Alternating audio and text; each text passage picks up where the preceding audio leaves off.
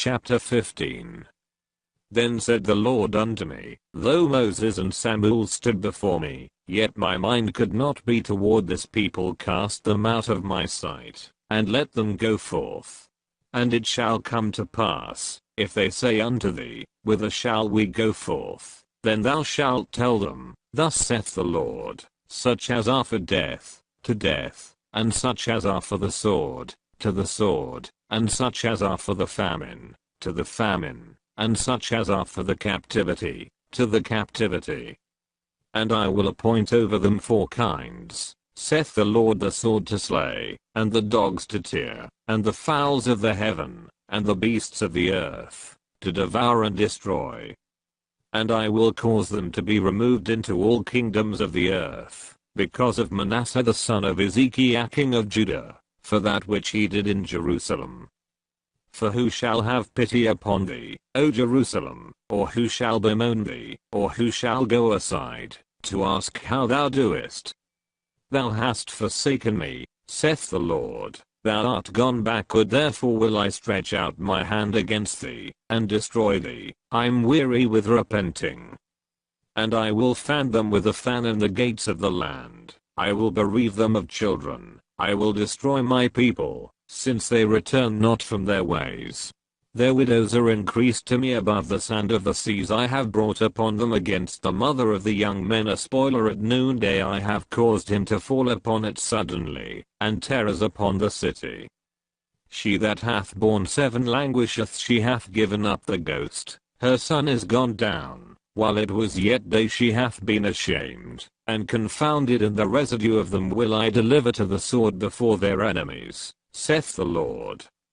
Woe is me, my mother, that thou hast borne me a man of strife and a man of contention to the whole earth. I have neither lent on usury, nor men have lent to me on usury, yet every one of them doth curse me. The Lord said, verily it shall be well with thy remnant, verily I will cause the enemy to entreat thee well in the time of evil, and in the time of affliction. Shall iron break the northern iron and the steel? Thy substance and thy treasures will I give to the spoil without price, and that for all thy sins, even in all thy borders. And I will make thee to pass with thine enemies into a land which thou knowest not, for a fire is kindled in mine anger, which shall burn upon you.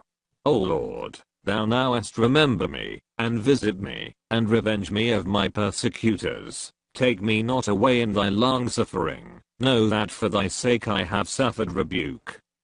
Thy words were found, and I did eat them, and thy word was unto me the joy and rejoicing of mine heart, for I am called by thy name, O Lord God of hosts. I sat not in the assembly of the mockers, nor rejoiced, I sat alone, because of thy hand, for thou hast filled me with indignation.